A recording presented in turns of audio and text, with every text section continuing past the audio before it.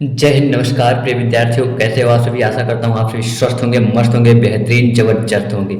तो आज हम लोग जानने वाले हैं आचार्य रामचंद्र शुक्ल जी का जीवन परिचय हम कैसे लिखें। तो आज हम आचार्य रामचंद्र शुक्ल जी का जीवन परिचय बहुत ही सरल और अच्छे भाषा में लिखेंगे ताकि आपके 5 में से 5 नंबर पक्के हो जाएं। आपको पता है कि जीवन परिचय लिखने के लिए 5 नंबर का आता है और 5 नंबर अगर पक्का करना है मेरे साथी तो आचार्य रामचंद्र शुक्ल जी का जीवन परिचय कैसे लिखना है अगर आपको नहीं आता है, याद नहीं है, तो आप किस तरीके से अच्छे से लिखेंगे, आज इसी के बारे में हम लोग देखेंगे। तो बिना देर करते हुए इस सेशन को लाइक करके चैनल पर नए हो सब्सक्राइब कर दीजिएगा और दोस्तों के पास शेयर करना ना भूलिएगा। तो आइए बढ़ते हैं हम आचार्य रामचंद्र शुक्ल जी का जीवन परिचय लिखने की तरफ।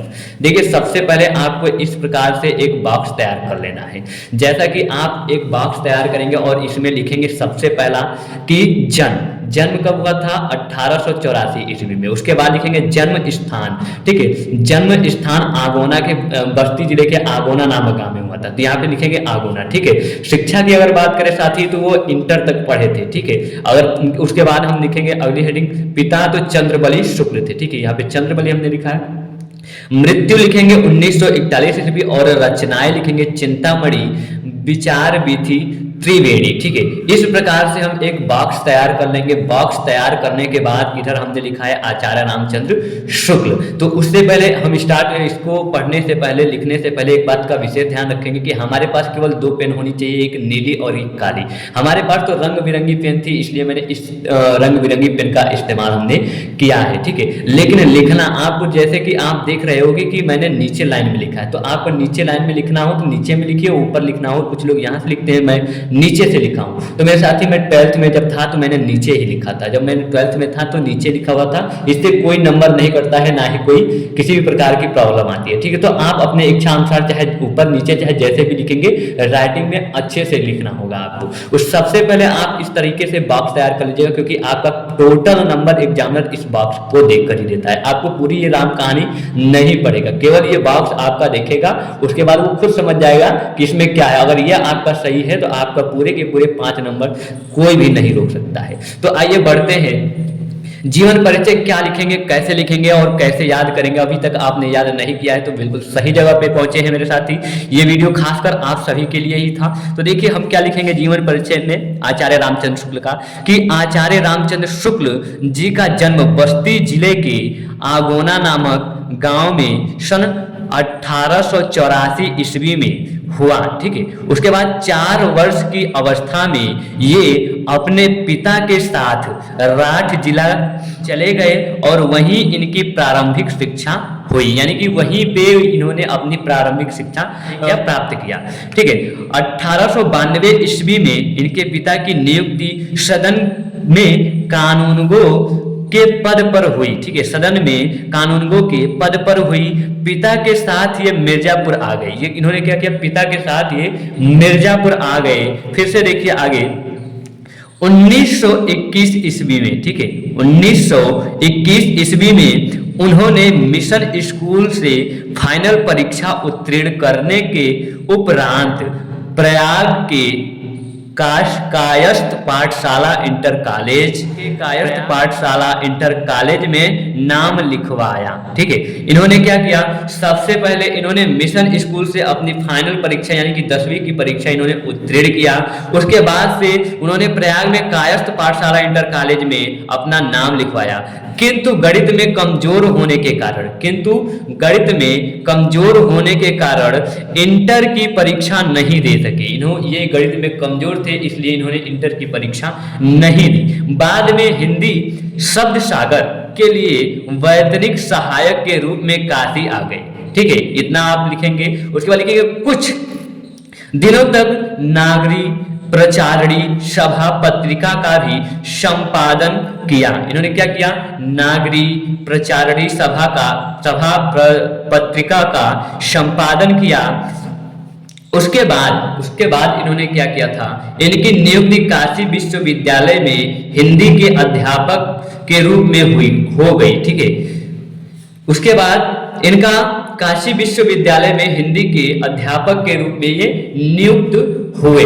ठीक है, इसके बाद हम क्या लिखेंगे कि और वही क्या, और वही 1937 ईस्वी में इन्होंने क्या किया, विभागाध्यक्ष, यानी कि 1937 ईस्वी में वहीं पे इन्हें विभाग का अध्यक्ष घोषित कर दिया गया, यानी कि विभागाध्यक्ष हो गए। श्वास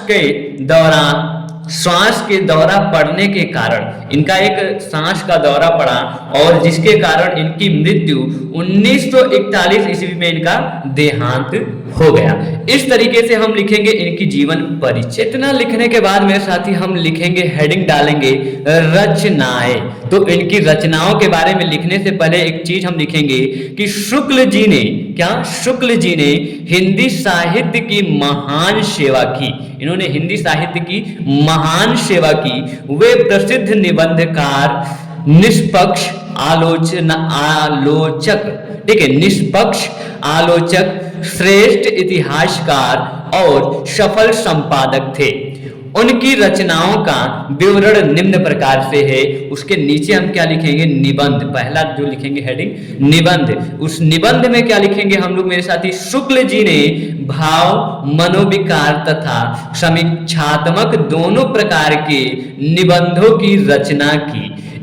इनके निबंधों का संग्रह चिंतामणि का 4 भाग तथा विचार वीथी नाम से प्रसिद्ध हुआ। ठीक है, इनका जो चिंतामणि का 4 भाग था और विचार वीथी नाम से क्या हुआ, प्रकाशित हुआ, यानी कि प्रसिद्ध हुआ। आगे दूसरा हेडिंग डालेंगे आलोचना। आलोचना में क्या लिखेंगे कि शुक्ल जी आलोचना के सम्राट है। क्या है, शुक्ल जी आलोचना के सम्राट हैं। इस क्षेत्र में इनके 3 ग्रंथ प्रकाशित हुए। इस क्षेत्र में इनके 3 ग्रंथ प्रकाशित हुए। वे कौन कौन सी ग्रंथ थी, आइए हम हेडिंग डालेंगे इसमें, रश्मि मानसा। इसमें लिखेंगे हम, इसमें सैद्धांतिक आलोचना संबंधित निबंध हैं। ठीक है, इसमें क्या है, ये पहला ग्रंथ में है इनके सैद्धांतिक आलोचना संबंधित निबंध इसमें पाओगे। ठीक है, और दूसरा आप लोग देखेंगे तो त्रिवेणी में क्या है कि सूर, तुलसी और जायसी पर आलोचनाएं लिखी गई हैं। और तीसरा इनका था सूरदास, इतिहास युगीन प्रवृत्तियों के आधार पर लिखा गया आपका हिंदी साहित्य इतिहास हिंदी के सर्वश्रेष्ठ इतिहासों में है। ये रहा आचार्य रामचंद्र शुक्ल जी का पूरा जीवन परिचय, रचनाएं, निबंध, आलोचना। अगर आप इस तरीके से लिखते हो मेरे साथी तो आपको कोई भी 5 नंबर से कोई भी 1 मार्क्स नहीं काट सकता है।